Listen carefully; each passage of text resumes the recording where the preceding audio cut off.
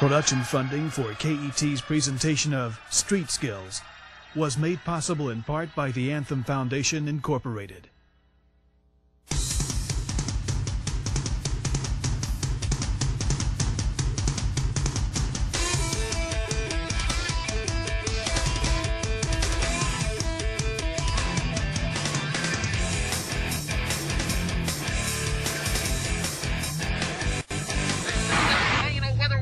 Severe weather is approaching from the west-southwest at 40 miles per hour. Whoa. Lightning, strong winds, and much Sounds like a storm's coming. That can't be good.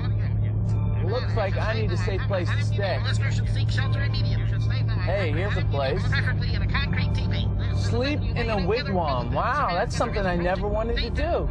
But a safe place can be hard to come by on the road. You know, the road can be full of surprises. I mean, you never know what's lurking around the corner. Stay tuned for further weather developments.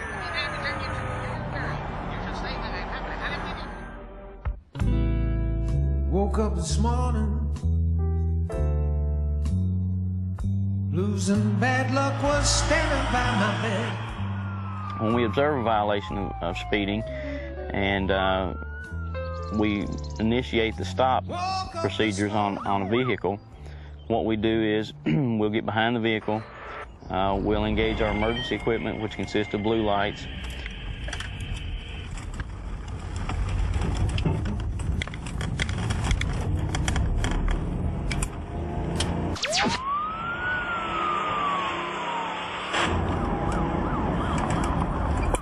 If you see blue lights in your rearview mirror or you hear a siren, you do need to find a safe place to pull off the road and pull as far to the right as you can off the roadway, where that vehicle, the emergency vehicle that's behind you, will either pull in behind you to stop you, or if it's going to another call, such as a wreck or some other type of emergency call, it'll proceed on past you. If you are stopped by a police officer when you're in your vehicle, the best thing to do, first of all, is to relax, to be calm. When an officer approaches a vehicle, they don't know that individual driver, so they're a little bit apprehensive. We have to approach each vehicle as if we don't know what's waiting on us when we get there. Obviously, the most important thing is for the officer to return home to his family that night. And in that respect, we approach each vehicle with great caution. So if an officer can see your hands or any passengers that you have in the vehicle with you, keep a watch on their hands as well. It may put the officer a little more at ease.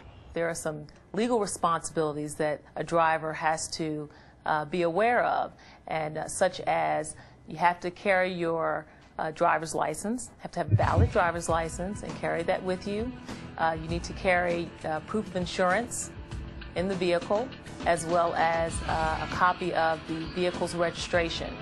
Now, it's not required to have a photocopy of your title, but it is a good idea to have that as well. When the police officer goes back to their patrol vehicle, they are doing a variety of things when they go back to the car.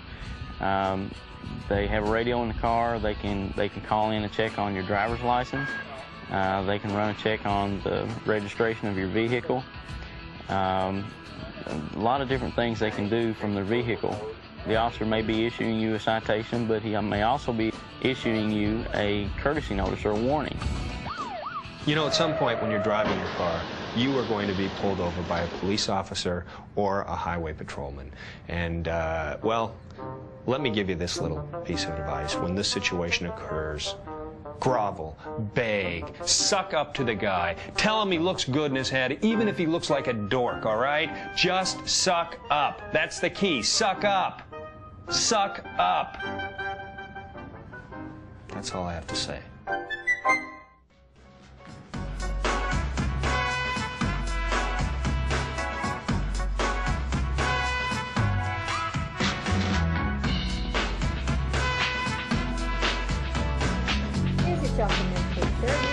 Thanks, Nolan.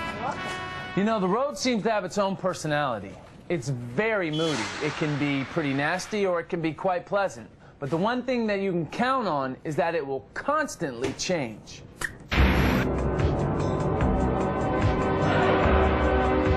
Sometimes it falls apart, then it pulls itself back together. It's dry one minute, wet the next. Hot, then cold. Blazing with light, then plunged into darkness. But most importantly, the road can be wild and violent. But when it does turn dangerous, sometimes it's hard to tell just how dangerous it really is. Take a perfectly good road, for instance, and add some H2O, hit the brakes, and things can get really ugly. So how long does it take to brake? Let's say you're driving down the road at 20 miles per hour. How much distance would you need to stop? At least about 4 or 5 car lengths, I'd say. Maybe about 60 feet. 50 feet. What about you? Go with 60. Probably 30 to 40 feet. Say you're poking along at 20 miles an hour. Now, on a dry concrete road, braking distance with good tires is about 20 feet. If you're driving down the road on, wet pavement, how much distance would you need to come to a stop? I'd probably give it a lot more distance. I'd say 100 feet. 20 feet. Aha, that is absolutely wrong. You need about a third more distance to stop on a wet road. Okay, let's add some snow. Now, how does that change things? Snow, I probably wouldn't even be driving because my car is terrible. It's rear wheel, it just goes spinning, it's crazy. How about a stopping distance of almost 60 feet? That's 3 times what we got on the dry road, which increases the odds that you could run into trouble before you stop. Let's make it even more interesting. Let's add some ice. On ice, you want to stop a lot further back. The braking distance on ice at 20 miles an hour is closer to 150 feet. That's twice the stopping distance it takes on snow and 7.5 times more than on a dry road. If your car had skates, it would stop like this. But actually, your car tires are more like a puck, so they're going to slide like this.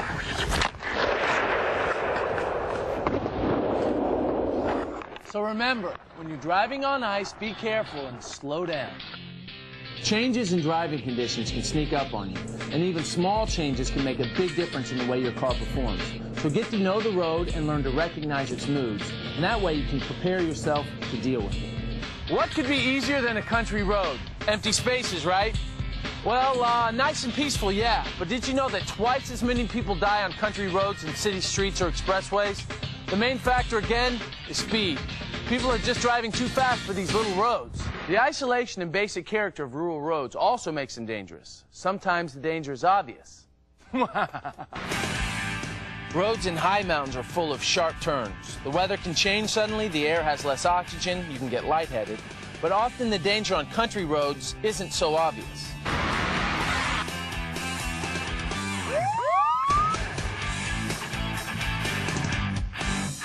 When you're in the rural road situation, you need to make sure that you concentrate on paying attention to what you're doing. There's not as much traffic. Law enforcement doesn't seem to be as present because it's not as visible. And you just sort of lose your train of thought. You lose track of the speed. The roads are not marked like your city roads and like your highways are, so you don't control your vehicle as well as you would in the city environment. On the country roads, night driving is effective. Actually, for the curves, it's a little easier during the daytime, except for the fact when you forget to dim those lights and you end up blinding an oncoming vehicle or the animals. They get caught in the light. Everybody talks about the deer that get caught in the light. It can happen with other animals as well. And the other drivers, that's what it's very difficult to remember when you're negotiating all of those curves, especially if you're traveling at a high rate of speed, to turn those lights down on dim. It's very important to make the other drivers aware of your presence without blinding. One of the major problems that we see in rural accidents is overcorrection. Whether speeding's involved or not, the actual physical attributes of the road cause accidents to happen when you overcorrect. You've got one side of the car that's on pavement, concrete, asphalt or something. The other side, the right side, has dropped off onto possibly gravel or dirt. So you have two different types of surfaces. And that's a problem if you go to your brakes at that time, because of those two different surfaces, you could cause the car to go out of control. Now, most people will panic. They'll jerk the wheel very suddenly to the left, and not only do they get back up onto the roadway, but all of a sudden they've slung the vehicle across into the oncoming lane and possibly off the other side of the roadway. So it doesn't take a whole lot of turning. You don't want to accelerate, you don't want to brake, you just simply do the turning of the wheel, and it's small turns of the wheel basically compared to what you would normally think would be the proper way to do that. Country driving means two-lane roads. Two-lane roads make for tricky passing. You want to pass, but first you have to scope out the situation. What's the road telling you? Will passing put you over the speed limit? If so, don't do it. Usually when we're in a hurry and we drive above the speed limit and we do unsafe passing, we find out that we don't save ourselves that much time. A lot of times if a person will pay attention, when they do get to their destination, they may notice the car that they passed right behind them. So at what risk was it that they passed that person and compared to how much time was saved?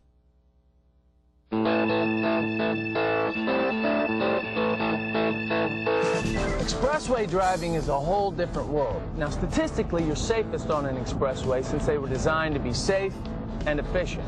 There are no cross streets and lots of signs to help you anticipate what's coming up. On the downside, speeds are higher. So if you make a mistake or encounter a problem, you have less time to react. And high speed, of course, means more damage. The predictable quality of expressway driving can create a psychological problem.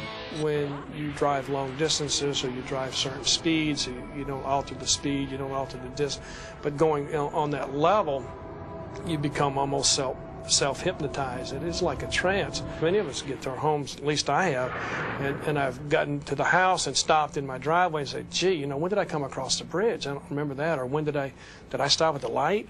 I don't remember that, and it's kind of a frightening experience. You'll talk to drivers that are hypnotized, and you can tell it when they realize that for the last 20 miles they have no idea exactly what they were doing.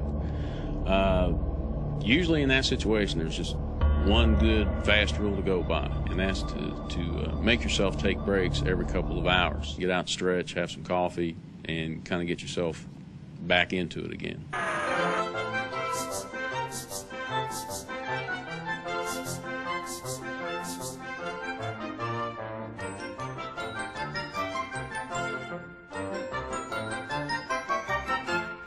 It's really dangerous when you try to exit and find out you're going too fast to take the curve.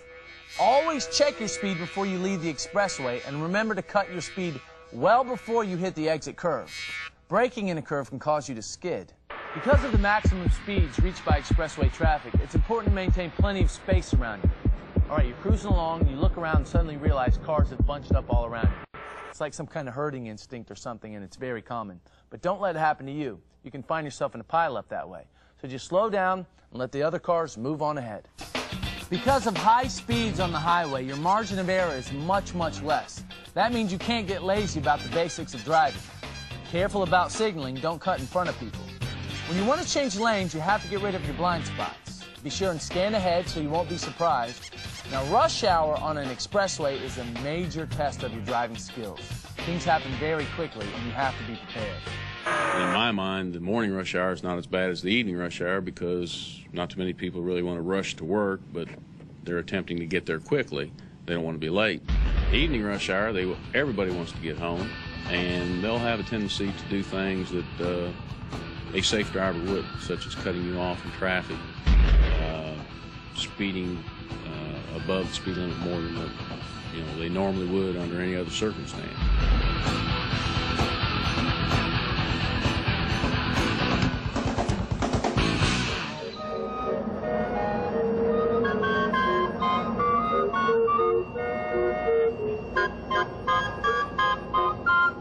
No matter what kind of road you're driving on, everything is worse at night. Well, one of the first things that comes to mind when you talk about night driving is that the darkness conceals hazards, and that's true. You've got other vehicles that may not have lights on, pedestrians, bicyclists, animals, those kind of things. Anything outside the range of the headlights you don't see. Now, eventually the headlights are going to reach that, but it may be too late if you're driving too fast. Weather is always changing, and it changes the way you see the road. For instance, in fog, cars look further away than they really are. Rain and snow cut your visibility, and strong winds affect your control. Crosswinds caused by passing trucks make it worse. A big wind, don't try to outrun it. And don't stay with your car. Get out and get low to the ground. Find a ditch, low-lying place, if you can, a concrete overpass, and hang on. The weather tells you things, sends you important messages. You see rain on the street, an alarm should go off in your head. Now, if you see that rain turn into slushy snow, then a louder alarm goes off. you know you have to drive differently. I can remember I was actually still 15, but my dad, we got a huge snow. My dad took me up to a public place, and it was like, you know, there was nobody around, so I couldn't kill anyone. And he thought it'd be nice to at least learn how to drive in the snow before the snow hit when I actually got my license. So that's my earliest driving memory that I can remember. And he was actually just showing me how, you know, when the tail end slides, you turn towards the back end, and I still use that today. With bad weather driving, it's especially important to anticipate problems and slow down. If you go too fast on a wet road, some interesting stuff can happen. This is called hydroplaning. It happens when a car leaves the road surface and starts riding on top of the water. You see, your car isn't made to ride on water, and there's not much you can do to control it. Just hope you land in a safe place. It was Sunday, and it was rainy and sleety outside. I was leaving my girlfriend's house. I hydroplaned and put my car into a ditch. And when I woke up after that, they never said I was unconscious, but they said that I was incoherent and I was fighting a lot, which is very well true. It was about a week and a half later, and I was in the ICU unit at the UK. It was a two-lane paved highway, Route 60. I know it was wet. I remember leaving her trailer, because I remember running outside and flipping the collar up on my jacket. And I remember getting into my car, and I remember putting my seatbelt on, and I remember driving down the road. I have very foggy memories about all of that. I remember driving the road that night. I do not remember entering the curve. I don't remember being taken by chopper to UK, or like I said, I just remember waking up. Many times it's interesting when we get to the scene, a lot of patients say my legs feel crooked, or is my leg sticking up? Because they lose their proprioception, which means a sense of where their body is in relation to other parts of their body. So, and we've had several patients who have said that, you know, I feel crooked. Are my legs crooked? Are they straight? They feel like they're bent under me because there's this discharge and a loss of connection in the spinal cord and the nerves, and it's very disturbing. Oftentimes it's very painful, and I'm sure it's frightening for them. I remember waking up and looking around my hospital room and seeing all these monitors and tubes coming out of every place you can put a tube in me, and constant care, nurses coming in, and my parents sitting in a chair just looking at me. And I believe that my mom, whom is probably one of the most special people in my life, and always will be, she came up to me and she just looked at me. And I don't know this particular, some sort of going roundabout in the way she told me this, but she said, basically in a nutshell, Sean, you're paralyzed. You're never going to walk again. Now it's up to you to deal with how you're going to live your life. I always felt confident driving, but hell, I was 20 years old. And nothing was going to happen to me, so I didn't even think about it. And then when I left the house, I knew it was sleeting, I knew it was snowy. I knew that it was dangerous to go back in there, but there's no change in my mind. In fact, nobody told me not to drive. But what's funny is all of my accidents that I ever had in my life, minor and major, was on a wet, slick highway. It was, I hydroplaned going 20 miles an hour on a bridge one time. I hydroplaned going 25 miles an hour on a curvy road, and I just put my car off the side of the road. You know, nothing, I was never injured, never hurt, but it was all because of hydroplaning and wet roads. You'd think I would have learned my lesson, but no. We do tend to see more young drivers who are injured as a result of inexperience behind the wheel, and how they make judgments about being distracted when they're driving, overcorrecting, as I mentioned before. They just haven't been faced with enough difficult driving situations to have the experience to make quick decisions when they're given certain circumstances. Pick your accident. Sounds strange, but yeah, what they taught us. If you're gonna go off a mountain road, go off on the uphill side. Right, and if you're in a lane here and there's a car over there and somebody is coming into your lane to hit you head on, hit that guy. Pick your accident, and all of that means that you have to be tremendously aware not only of what you're doing, but like Tom said, aware of what everybody else is doing. And hey, there are times when you just should not drive. Sometimes you can blame the weather and sometimes you can't. But collisions do happen. And if you spend enough time out on the road, odds are, at one point or another, you will have some kind of mishap. Yeah, I got my permit when I was 15, and my license when I was 16, and I wrecked when I was 18. I have been told that it was really raining that day. It was rain all over the place. And that had a big impact on it. And about hydroplaning, I had done that before. I hadn't done much so, and every time I did, I made the right decision and just let off the gas and got control of the car, didn't hit the brakes. This case, though, I just made the wrong choice. I think it was just a reaction because, you know, when anybody goes into a slide like that, you know, they're gonna just want to stop it. It feels so weird. It's just a feeling I can't explain, really. And you want to get it over with quick, so you're gonna hit the brakes. Well, you know, more experienced drivers, they know not to hit the brakes, though. That was one point I didn't have yet.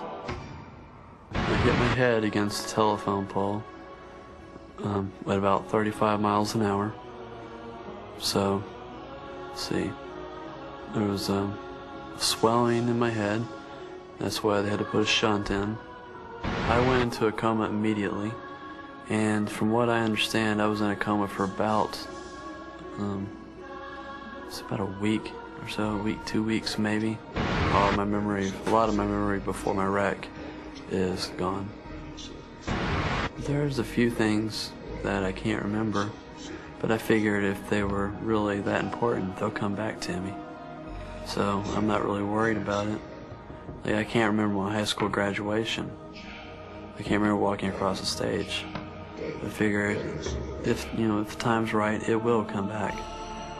And that's where I just leave them all at. And I'm trying real hard in school. It's a struggle. I can't take very many courses, but I am taking them and I am passing them very good. I see that there is a purpose for me, and I want to go out and make other people see that there's a purpose for them too. They just got to work for it. It's something I've never been afraid of, is work, and it's not going to stop. I'm just going to keep going. I now know not to hit my brakes when I start to slide. And that's one thing I definitely want to get out. And I took driving education after my wreck before I could get my license back. And that's something I recommend for every teenager to go through. I didn't have it before, but I had it now. And I definitely recommend every teenager going through that. You learn so many good ideas, so many laws which you don't ever think about. I broke so many laws before just because I didn't know about it. So I definitely recommend that to all teenagers. Many terrible stories have happened on the road, and we all know some of them. But the road can also take you to some great places if you have the skills you need. And with time, you will have them. You'll know the road and how it changes all the time. Country and city and expressway all have their quirks. Don't get hypnotized on the highway. In the country, watch out for slow-moving tractors and hidden side roads. Big city, lots of action, you'll know to stay alert. If you go off the road into gravel, don't jerk back and watch out for oncoming traffic. Don't forget to slow down for a curve. Weather, it comes in all flavors. Get to know them. See and be seen. Cut the speed, give yourself time and space, and hey, accidents happen. Call for help and wait at the scene. Well, that's our look at driving. Thanks for coming along. Drive carefully, and I hope you get to where you want to go safely.